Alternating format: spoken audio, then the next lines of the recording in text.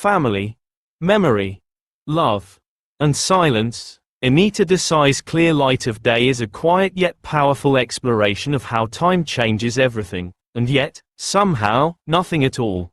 Welcome to Learn Lit Note.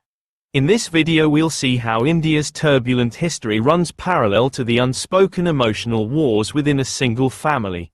Set largely in a crumbling family home, on Bella Road in Old Delhi, Clear Light of Day tells the story of the four Das siblings, Bim, Raja, Tara, and Baba.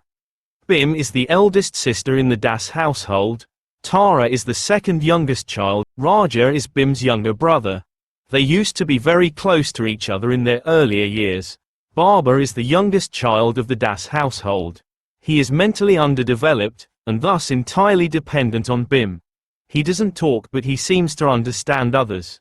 The novel moves back and forth in time, from 1980 to their childhood in the 1930s and 40s, showing us how personal choices, social expectations, and national upheavals shape their relationships and identities. In the 1930s and early 1940s, the Das children, Bim, Raja, Tara, and Baba, are raised in Old Delhi under the distracted eye of their parents. Their mother, overwhelmed by Baba's disability and more interested in card games and managing her diabetes, brings her widowed cousin Meera to help raise the children. Meera, nurturing and loving, devotes herself fully to them, forming a close bond with the gentle Tara. Tara, who struggles in school, withdraws into herself and dreams of escape, while Bim and Raja thrive academically. By the summer of 1947, partition riots shook Delhi. Bim watches the chaos from the rooftop while Raja, ill with pneumonia, worries about Hyder Ali, who happens to be their landlord and mentor, who once nurtured his love for Urdu poetry. Due to rising Hindu-Muslim tensions, their father made Raja study English literature instead of Urdu, changing the course of his life. When their mother falls into a coma and dies, and their father dies in an accident soon after, Bim is left to care for the family alone. Aunt Meera spirals into alcoholism, Raja refuses to help with the family business, and Tara is increasingly absent, preoccupied with her new relationship with a man named Bakal. Raja eventually leaves to live with Hyder Ali's family in Hyderabad, and Aunt Meera dies after a slow, painful decline. In 1980, Tara returned to the now faded family home in Delhi, accompanied by her husband Bakal, an Indian ambassador. Bim, who never married, still lives there, teaches history at a women's college, and cares for Baba and the household pet. Tara prefers to stay with Bim rather than attend diplomatic gatherings. Baba, who barely speaks, spends his days listening to old music on a gramophone he found in Hyder Ali's abandoned house. Bim and Tara revisit old memories, including Raja's Urdu poetry, and Bim shows Tara a letter from Raja. Now married to Hyder Ali's daughter Benazir, Raja has inherited the house but he has promised not to sell or raise the rent. Bim sees this as patronizing and hasn't spoken to him since. Tara and Bakal have come to convince her to attend Raja's daughter, Moina's wedding, but Bim refuses. Across the street, Hyder Ali's house remains deserted, just as it was after he fled during partition. As the family departs for the wedding, Bim asks them to invite Raja to visit. The ending of Clear Light of Day by Anita Desai is both poignant and quietly powerful, encapsulating the central themes of forgiveness, reconciliation, and the redemptive quality of memory.